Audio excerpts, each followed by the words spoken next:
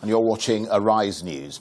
To the day's other top story, early this morning, Israel freed 26 Palestinian prisoners ahead of the resumption of direct peace talks. Envoys from both countries will sit down together later today for the first time in 3 years. But the talks have been undermined by the announcement of thousands of new housing units for Israelis on land that Palestinians believe will form their future state. Arise News' Harry Alsop reports.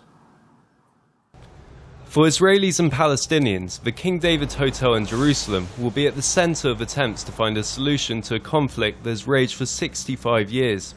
Preliminary talks began in Washington last month, but Jerusalem, the city at the centre of the conflict, is hosting the first direct negotiations for 3 years. The last round of direct talks broke down after Israel announced an expansion of Jewish settlements. The settlements are considered illegal under international law, but Israel disputes this. Around 500,000 Jewish settlers live in the West Bank, 5 times the number when the Oslo Peace Accords were signed 20 years ago. This time, Israel has used the same ploy to mitigate against the impact of a goodwill gesture to release over 100 Palestinian prisoners, many accused of terror charges. In the early hours of this morning, 26 Palestinian prisoners were bussed into Gaza and the West Bank. They were welcomed by hundreds of Palestinians, including President Mahmoud Abbas, who kissed some of the men and flashed victory signs.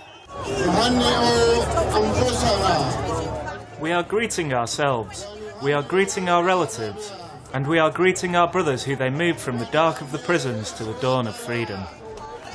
The move has angered many Israelis. I think that today is a very sad day to start negotiating about peace with people who accepted murderers as heroes.